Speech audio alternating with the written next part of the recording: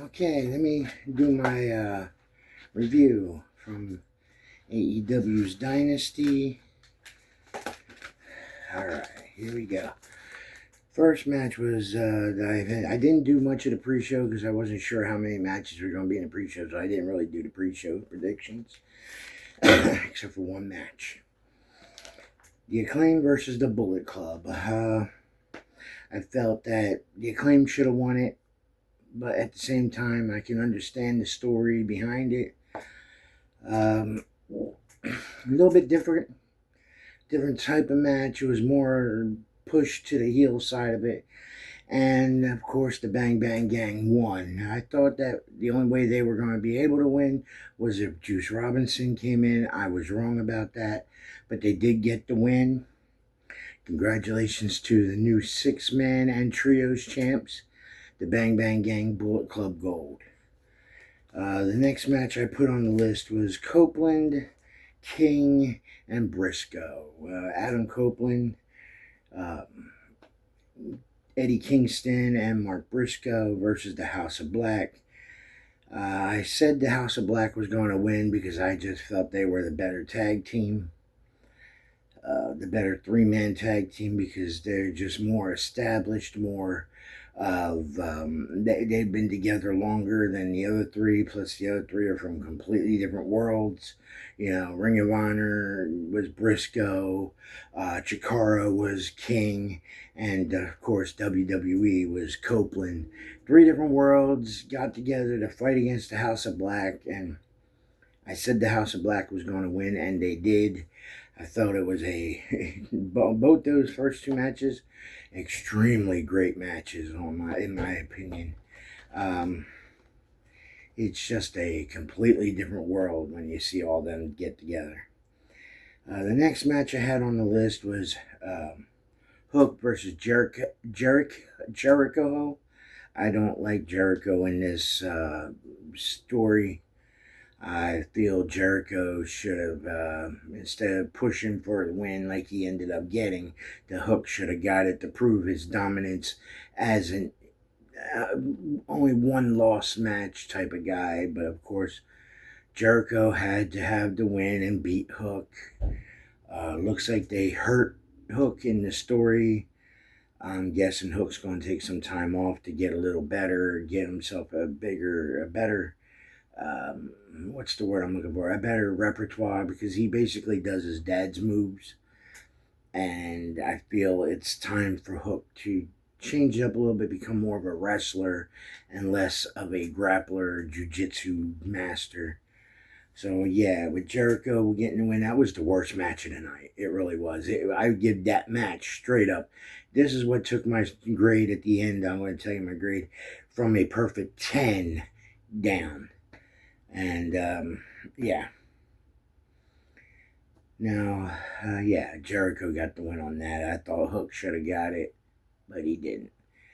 Okay, now we go to my next one was Julia Hart versus Willow Nightingale. I thought Julia Hart was going to get it because of the way they basically make her unbeatable, the way they make it look. But I did say that after the match was over, that CEO Mercedes Money was coming out, formerly known as Sasha Banks.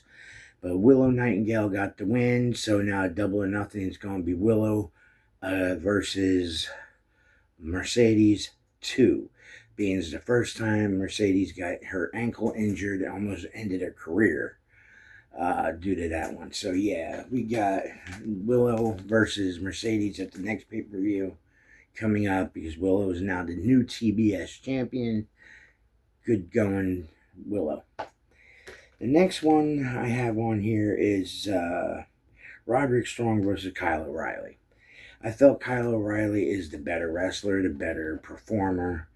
And Roderick Strong is just kind of a classic suplex, backbreaker type guy. We all know this. I felt that Kyle O'Reilly would have been better at the win for story purposes. But again, this is the AEW doesn't do story as much as they do for the match. They want the 5-star matches on a consistent basis.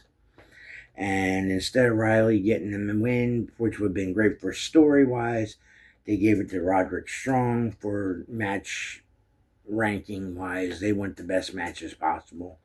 I could see and understand that. It was a great match. It was going on and on and on for a while.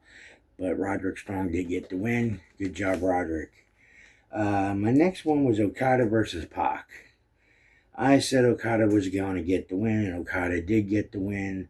The match was a little bit kind of drawn out, but at the same time, you're getting a guy that basically from Japan that has nothing more than a clothesline and some suplexes, a lot of clotheslines. He's a basic wrestler, but a basic wrestler with great charisma. Said Okada was going to get the win. Okada did. Pac got screwed out of this match, in my opinion. It looks like Pac might be taking more time off, or he might be leaving at the end of his contract, the way they made everybody chanting for him at the end. Pac is a very great wrestler, and yeah, Pac deserved that title, but I understood Okada was the one going to get the title. Next we got on my list Toni Storm versus Thunder Rosa. Great match. It should have went to Thunder Rosa, in my opinion. They should have gave her the belt back, meaning she never lost it. But Toni Storm is the better wrestler, where Rosa is more of the better fighter. And it was a wrestling match and not a fight, and that's where it comes down to. And Toni Storm got the win, retained her title, and we move on from that. I'd give the match a good grade. It was a great match.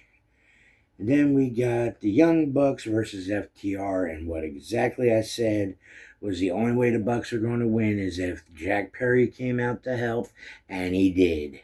You can go back and look at my previous video and see I said it in there. Jack Perry comes out, helps the Bucks get the win. They are now the first 3-time AEW Tag Team Champions. FTR now has to work their way back from the bottom to the top to get another chance. Hopefully they'll do it and they'll beat it, and we'll have a continuation of this rivalry going forward. I'm going to skip this match because this was the best match of the night. I'm going to talk about that last. I'm going to go down to the Joe versus Swerve main event. I said Swerve was going to get it. And I swerve when I drive, okay? I swerve when I drive because Swerve is just too damn good to keep being held back. Finally, Swerve is the AEW World Champion. I've been a Swerve fan since back when he was in Lucha Underground under the name Killshot. He's a great wrestler. He's a great performer. He's a great character. He could just do it all. He's an amazing guy, and he's going to push this limit. He's going to push this division of heavyweight champions to the next level because he's already on that next level. I feel Swerve will do a lot more for this company, but it also leads going into the Double or Nothing, where I feel that the next match I'm going to talk about will lead into that, where it's going to end up being Swerve versus one of them. So then we got the Ospreay, we all spray for Ospreay, versus Danielson. Dude, that was a 10-star match in my predicament here. In my personal feelings, I feel that should have been given 10 stars. Nobody's going to touch it. It was probably the greatest match that you're going to see in the next 2 decades. Will Ospreay, amazing in the ring. Danielson, great performer. The two of them are just the best that ever lived. They are the 2 greatest wrestlers alive today. The only way to make it better would be get Ricochet from WWE over here, and then you had the 3 top guys in the world. Because Ricochet is just as good as these 2 guys. He's being held back, but that's a different story. I'm not talking about that right now. But Ospreay got the win. They have in the storyline where he hurt Daniel Bryan or Bryan Danielson, whatever you want to call him. Some people call him Daniel Bryan. Bryan Danielson is his name, and they made it look like he got injured. After the match, Ospreay retired his Storm something 91. I forget what he called it. The Storm Driver 91, something like that. He retired the move, say he's never going to use it again. We will see. But yeah, that match was chef's kiss of a match. It really was. It was one of the best I've ever seen.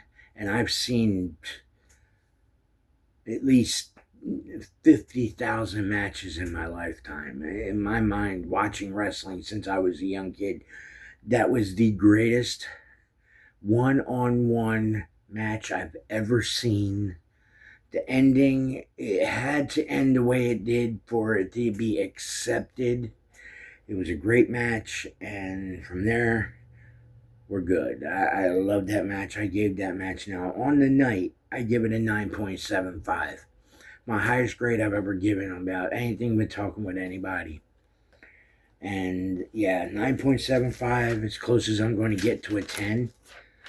And now I'm going to review tonight's Raw. Tonight on Raw, we're going to, I think they're doing a battle royal to crown a new women's champion on Raw. We have Awesome Truth versus DIY, going to be an okay match because Awesome Truth is not on the same level as DIY. I felt that at the beginning. DIY should have got the titles over them. Ricochet and Andrade versus Dirty Dom and JD McDonough. That's going to be an okay match. I'm not sure where. I mean, you got three great wrestlers and one that's on the verge of being great, because Dirty Dom will be great one day. He's not quite there yet. And tonight, Gunther returns. And we will see where he's going to go from there now that he lost his title. So, with that being said, I hope y'all had a great time enjoying the pay-per-view last night. I hope y'all enjoy Raw tonight, right? Good night.